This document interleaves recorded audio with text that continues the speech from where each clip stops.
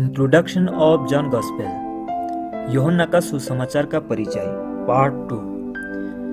Church इतिहास के आधार पर जब पौलुस ने एफेसुस में चर्च की स्थापना की तो बाद में यूहन्ना ने बाहर जाकर कई सालों तक सेवकाई की। इसीलिए विद्वानों यानी स्कॉलर्स का मानना है कि यूहन्ना का सुसमाचार भी एफेसुस में ही लिखा गया था। इसकी संभावना बहुत अधिक है। यूहन्ना का सुसमाचार 85 एडी और 95 एडी के बीच लिखा गया था। यूहन्ना के सुसमाचार को चौथा सुसमाचार यानी फोर्थ गॉस्पेल कहा जाता है और आरंभिक चर्च पिताओं अर्ली चर्च फादर्स का मानना था कि यूहन्ना ने ये सुसमाचार बहुत बुढ़ापे में जाकर लिखा।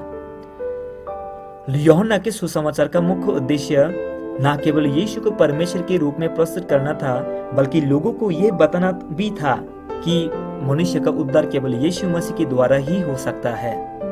इसीलिए केवल यूहन्ना के सुसमाचार में ही नई सिरे से जन्म के विषय में स्पष्ट रूप से बताया गया है, बोर्न अगेन इन स्पिरिट। जो अन्य सुसमाचारों में है, जैसे यीशु की वंशावली यानी जीनियोलॉजी, उसका जन्म, बपतिस्मा, यीशु द्वारा यानी शैतान द्वारा यीशु को प्रलोभन, दुष्ट आत्माओं को निकालना, दृष्टांत, फिर यीशु का पहाड़ पर रूपांतरण, यीशु द्वारा प्रभु बुझ की स्थापना यानी जो बाचा उसने बांधी थी अपने लहू से, जो अपने शिष्यों के साथ अंतिम फंसे के पर्व पर, वो फिर गेत्सेमानी के बगीचे में यीशु की वेदना, फिर यीशु का स्वर्गारोहण, इनमें किसी का भी वर्णन यूहन्ना के सुसमाचार में नहीं है, केवल बाकी सुसमाचारों में है।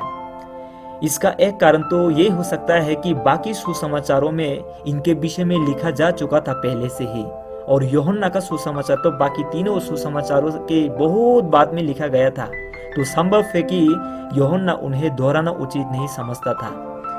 लेकिन इनको ना लिखने का मुख्य कारण यह भी हो सकता है कि यूहन्ना यीशु के विषय में जो बताना चाहता था उसमें ये सब बातें इतनी महत्वपूर्ण ही नहीं थी। यूहन्ना का ध्यान उन घटनाओं पर नहीं था जो यीशु के साथ घटी, बल्कि यीशु कौन है इसको वह स्पष्ट करना चाहता था। यूहन्ना का सुसमाचार विशेष प्रकाश डालता है यरूशलेम में यीशु की सेवकाई, यहूदियों के पर्व, कुछ लोगों से यीशु की व्यक्तिगत मुलाकात इत्यादि पर। अन्य सुसमाचारों में यीशु ने मुख्यतः वीर को संबोधित किया, हमेशा वो वीर से बातें करता था। लेकिन हम यूहन्ना में हम पढ़ेंगे कि यीशु ने व्यक्तिगत तौर पर भी एक एक व्यक्ति से बात की, जैसे कुएं के पास सामरी स्त्री से लंबे लंबे समय तक बात की उसने, या फिर यहूदियों के सरदार निकोदिमस से इत्यादि, जिससे पता चलता है कि यीशु हर मनुष्य में व्यक्तिगत रूप से रुचि रखता था और आज भी रखता है। यूहन्ना के सुसमाचार का मुख्य भाग यीशु के उन चमत्कारों से बना है जो यीशु के मसीह होने के स्पष्ट चिन्ह यानी साइन थे। उदाहरण के लिए यूहन्ना 6:1-15 में 5000 लोगों को रोटी खिलाने के बाद यूहन्ना 6:25-35 में यीशु ने कहा कि जीवन की रोटी वो है जो स्वर्गीय पिता संसार को देता है, हर उस मनुष्य को जो उस रोटी को ग्रहण करना चाहता है।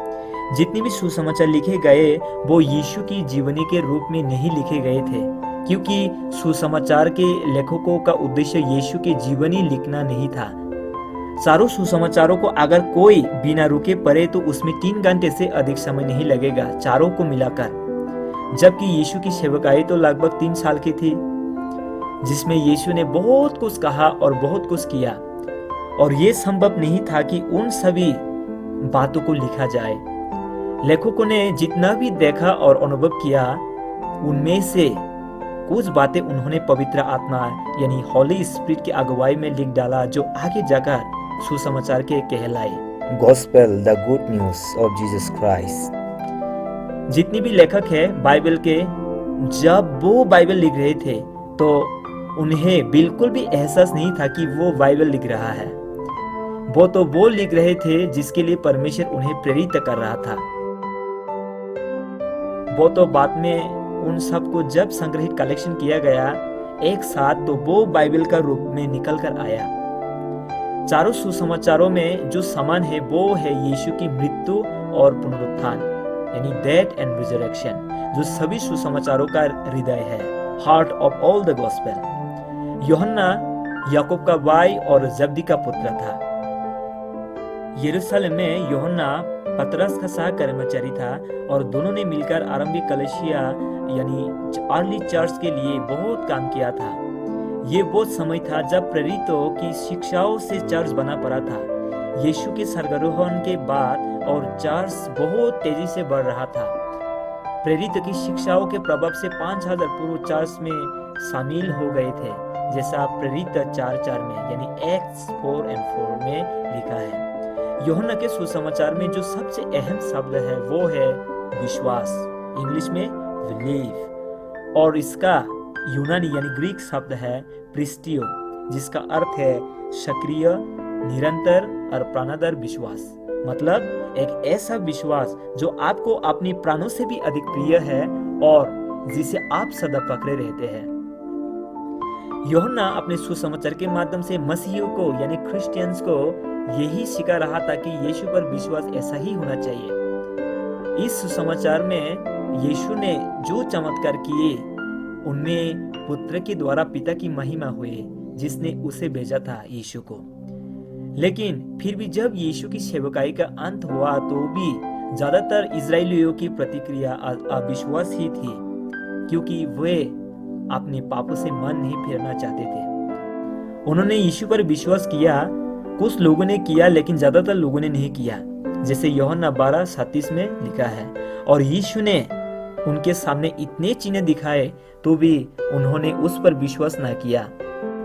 और तब यीशु ने अपने शिष्यों को यानी डिसाइपल्स को अपनी मृत्यु और शिष्यों यानी डिसाइपल्स के आगे आने वाली सेवकाई के लिए उनको तैयार किया। अब जिस तरह मत्ती यानी मैथ्यू के सुसमाचार का मुख्य उद्देश्य मैथ्यू ने अपने सुसमाचार के अंत में लिखा, जिसमें यीशु ने अपने शिष्यों यानी डिसाइपल से कहा था, जैसे मत्ती 28:19 में, इसलिए तुम जाकर सब जातियों के लोगों को चेला बनाओ और उन्हें पिता और पुत्र और पवित्र आत्मा के नाम से बपतिस्मा दो। उसी तरह यूहन्ना के सुसमाचार का मुख्य उद्देश्य भी यूहन्ना ने अपने सुसमाचार के अंत में लिखा। तो क्या था वो मुख्य उद्देश्य? यूहन्ना ने लिखा, जैसे यूहन्ना 20:30 में, यीशु ने और भी बहुत चिन्ह चेलों के सामने दिखाए जो इस पुस्तक में लिखे नहीं गए, परंतु ये इसलिए लिखे गए हैं कि तुम विश्वास करो कि यीशु ही परमेश्वर का पुत्र मसीह है और विश्वास करके उसके नाम से जीवन पाओ। फिर यूहन्ना की सुसमाचार की आखिरी आयत यानी वर्ष है यूहन्ना 21:25 में, और भी बहुत से काम है जो यीशु ने किए, यदि वे एक एक करके लिखे जाते तो मैं समझता हूँ कि पुस्तकें जो लिखे जाते वे जगत में भी न समाते। मतलब यीशु ने बहुत कुछ ऐसा किया था जो उसके परमेश्वर होने के सबूत थे, लेकिन उन सबको लिख पाना असंभव था क्योंकि वे बहुत थे। लेकिन यूहन्ना ने उसमें से कुछ हटकर लिखा ताकि जो कोई खुले मन से पढ़ेगा उसे विश्वास हो जाएगा कि यीशु ही परमेश्वर है, दूसरा कोई नहीं, और मनुष्य का उद्धार केवल यीशु के द्वारा ही संभव है, किसी अन्य के द्वारा नहीं। यूहन्ना के सुसमाचार में ही यीशु ने कहा, जैसे यूहन्ना 10:27 से लेके 28 में, मेरी बेरे मेरा शब्द सुनती है और मैं उन्हें जानता हूँ और वे मेरे पीछे पीछे चलते हैं और मैं उन्हें अनंत जीवन देता हूँ और वे कभी नाश ना होगी और कोई उन्हें मेरे हाथ से छीन ना लेगा। तो यहाँ अनंत जीवन का अर्थ केवल समय की लंबाई नहीं है, बल्कि उस जीवन की क्वालिटी यानी गुण भी है, मतलब एक परिपूर्ण संतुष्टि वाला जीवन, यह पृथ्वी पर भी और मृत्यु के बाद भी।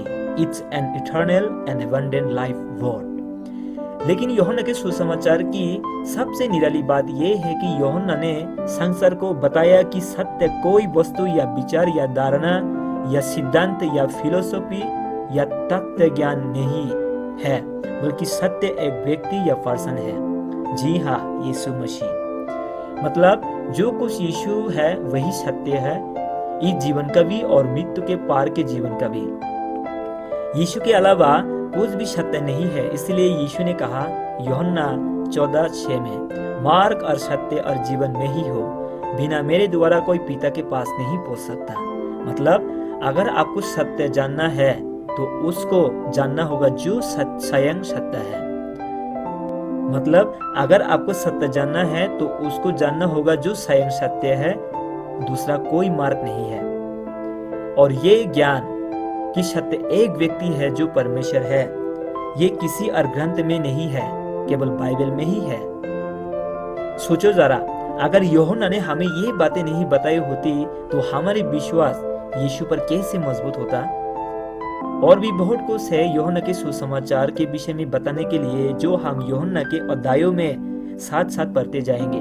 तो अंत में हम कह सकते हैं कि बाकी शिष्यों के मुकाबले में यूहन्ना यीशु को सबसे करीब से जानता था, और यूहन्ना ने ही यीशु को सबसे गहराई से प्रस्तुत किया। और इसीलिए यूहन्ना का सुसमाचार मुझे सबसे प्रिय लगता है, और मुझे उम्मीद है कि आपको भी ऐसे लगेगा जैसे जैसे हम यूहन्ना के सुसमाचार को पढ़ते जाएंगे। आमीन।